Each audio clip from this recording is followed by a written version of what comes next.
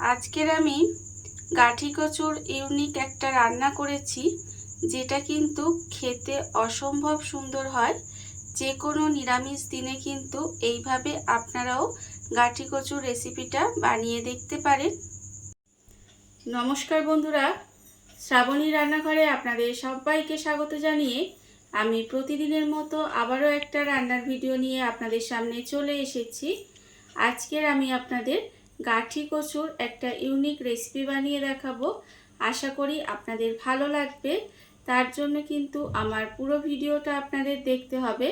আর দেখা শুরু করার আগে একটা লাইক দেবেন, সুন্দর একটা কমেন্ট করবেন আর শেয়ার করতে ভুলবেন না। তাহলে চলুন আজকের আমি এই গাঠি কচু দিয়ে কি বানাই সেটা আপনারা একবার দেখে নিন। রান্নাটা করার জন্য প্রথমে আমি এখানে গ্যাসটা অন করে একটা কড়া বসিয়ে দিয়েছি। এইবারে আমি কড়ার মধ্যে দিয়ে দেব প্রথমে সর্ষের তেল। এখানে কিন্তু আমি রান্নাটা সর্ষের তেলে করব, আর আপনারাও চেষ্টা করবেন সর্ষের তেলে করার। দেখুন আমি এখানে প্রায় 2.5 থেকে 3 চামচ মতো সর্ষের তেল দিয়ে দিলাম। এইবারে তেলটাকে প্রথমে একটু গরম হতে দেব। তেলটা আমার এখানে যতক্ষণ গরম হচ্ছে ততক্ষণ আমি দেখুন অন্যদিকে এখানে কচুরমুখী নিয়ে নিয়েছি। আর কচুরমুখীগুলো কিন্তু এইভাবে ভালো করে কেটে ধুয়ে পরিষ্কার করে রেখে দিয়েছি।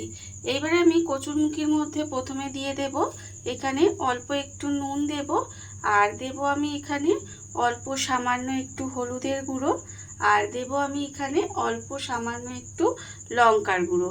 এই নুন, হলুদ গুঁড়ো আর লঙ্কা গুঁড়ো দিয়ে প্রথমে কিন্তু এইভাবে কচুরমুখীটা খুব ভালোভাবে মেখে নেব। আর আমি প্রতিদিনের মতো ভিডিও শুরুতে আপনাদের একটা কথাই বলবো, প্লিজ আমার ভিডিওটা আপনারা টেনে টেনে দেখবেন না, পুরো ভিডিওটা দেখুন। আশা করি আপনাদের ভালো লাগবে। দেখুন আমি কিন্তু এইভাবে কচুরমুখীর মধ্যে নুন, হলুদ গুঁড়ো আর লঙ্কা গুঁড়োটা খুব ভালোভাবে মাখিয়ে নেব। নুন, হলুদ গুঁড়ো আর লঙ্কা গুঁড়োটা দিয়ে কচুটা খুব ভালোভাবে মাখানো হয়ে গেছে। আর অন্যদিকে দেখুন যে আমি তেলটা গরম করতে দিয়েছিলাম, সেই তেলটাও কিন্তু এখানে গরম হয়ে গেছে। এইবারে আমি তেলের মধ্যে দিয়ে দেব যে কচুগুলো আমি এখানে মশলা মাখিয়ে রেখেছিলাম, সেই কচুগুলো কিন্তু এখানে দিয়ে দিলাম। কচুগুলো দিয়ে কচুটাকে কিন্তু প্রথমে তেলের মধ্যে দিয়ে একটু ভেজে নেব। এইভাবে কচুটাকে কিন্তু প্রথমে একটু লাল লাল করে ভেজে নিতে হবে।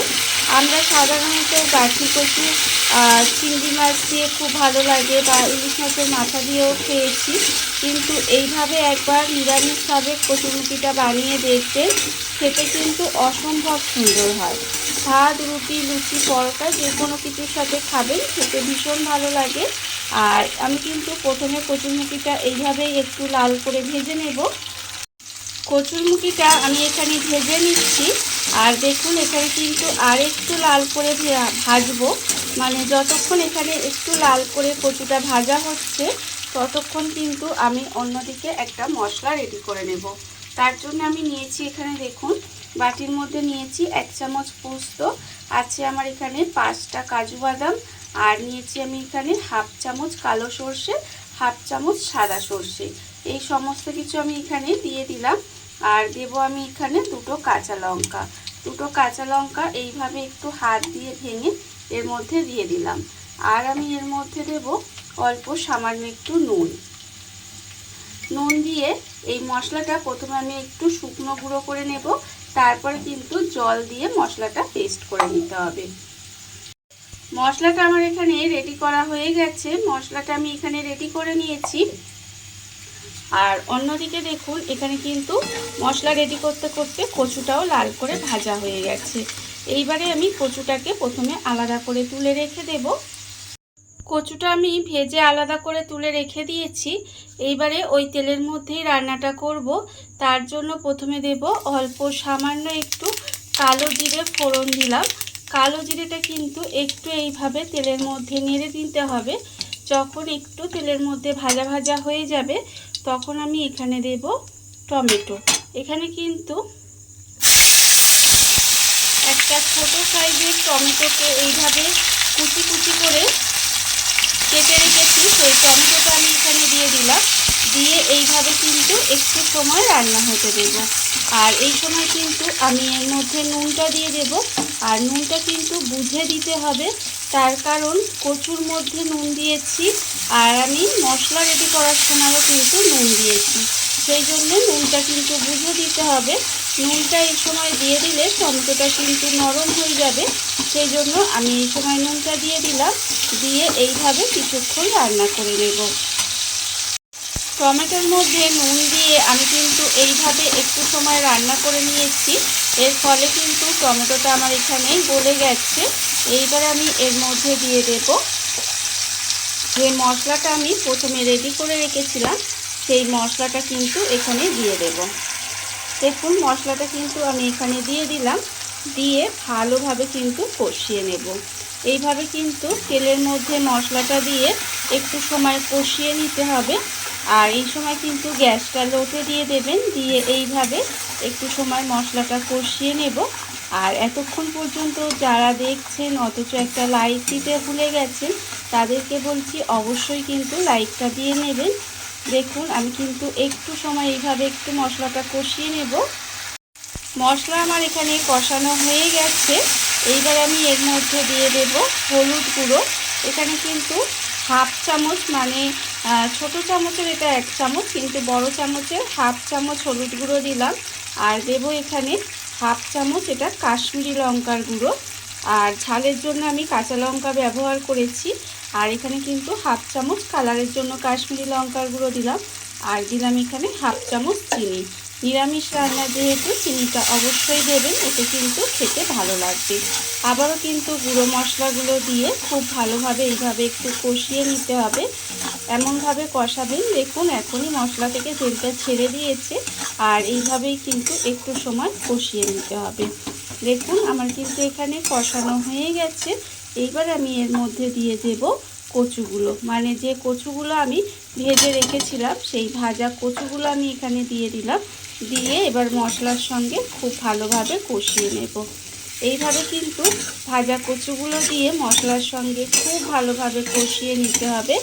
আর আপনারা শেষ পর্যন্ত না দেখলে কিন্তু বুঝতে পারবেন না এটা আমি কিভাবে রান্নাটা করেছি, কেন এটা ইউনিক, এটা অন্য নিরামিষ কচুর রান্নার থেকে কেন আলাদা, সেটা কিন্তু আপনারা শেষ পর্যন্ত না দেখলে বুঝতে পারবেন না। তাই বলছি আপনারা শেষ পর্যন্ত থাকুন, তাহলে দেখে বুঝতে পারবেন যে এটা কেন অন্যান্য কচু রান্নার থেকে আলাদা। দেখুন এইভাবে কিন্তু আমি কচুটা মশলার সঙ্গে খুব ভালোভাবে কষিয়ে নেব।